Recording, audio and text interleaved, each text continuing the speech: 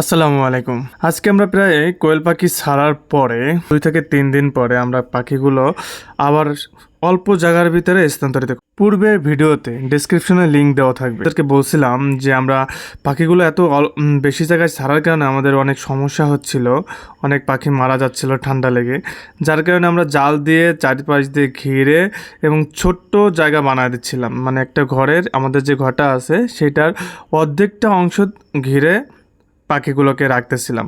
তো জাল দিয়ে ভালো করে আটকাই দিচ্ছিলাম, চারিপাশ দিয়ে দড়ি দিয়ে বেঁধে টিনের সাথে এবং বাঁশের সাথে খুব ভালো করে বেঁধে দিচ্ছিলাম, যাতে পাখিগুলো ভালো বেরোতে না পারে। এবং মাঝে মাঝে বাঁশ এবং কাঠ এগুলো দিয়ে ভাড়া দিয়ে দিচ্ছিলাম, যাতে পাখিগুলোর বাইরে না আসতে পারে। জাল দিয়ে ঘেরার আগে পাখি অনেক দিন রাখা হয়ে গেছে, তো প্রায় 2 থেকে 3 দিন হয়ে গেছে পাখির বয়স এই ঘরে রাখা।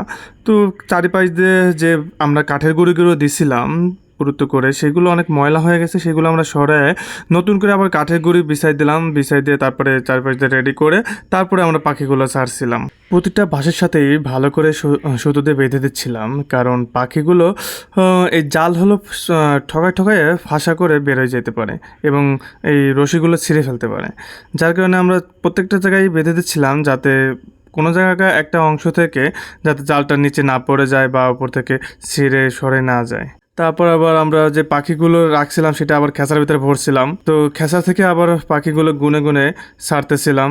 তো সারার সময় আমাদের 2টা পাখি কম পড়ছিল, কারণ গত দিনে আমাদের পাখিগুলো বেশি হয়েছিল, সেই তুলনায় আজকে গুনার পরে দেখি 2টা পাখি কম হয়ে গেছে। কারণ হলো আমরা পাখি দরজা থেকে বেরোই গেছিলো বাইরে, যার কারণে 2টা পাখি আমরা পরে পাই নাই। এই জন্য আমাদের 2টা পাখি কম হয়েছিল 260টা থেকে। ঠান্ডা লাগার কারণে কিছু পাখি মারা গেছে, আর বাকি সবগুলোই সুস্থ ছিল আলহামদুলিল্লাহ। তারপর ঠান্ডার জন্য আমরা কিছু ঔষধ ইউজ করছিলাম, ডক্সি এভেট এবং নাপা, যে প্লেন নাপাটা আছে সেই নাপাটা আমরা পানির সাথে মিশিয়ে পাখিকে খাওয়াইছিলাম। আপনাদের যদি কারো পাখি সম্পর্কে কোনো তথ্য এবং পাখিতে কী ধরনের রোগ হচ্ছে, কেমন কি ওষুধ ইউজ করবেন সে সম্পর্কে যদি কোনো ধারণা লাগে বা কোনো বিষয়ে জানার থাকে, তাহলে আমাকে মেসেজ করে জানাবেন। আজকে এই পর্যন্তই, আশা করি সবাই ভালো থাকবেন। আমার চ্যানেলটাকে সাবস্ক্রাইব করবেন। পাখি সম্পর্কে এরকম আরও ভিডিও পেতে বেল বাটনটি অন করে দেবেন। আমার সাথে থাকবেন এবং আমার পাখি এবং আমার খামারের জন্য দোয়া করবেন। আসসালামু আলাইকুম।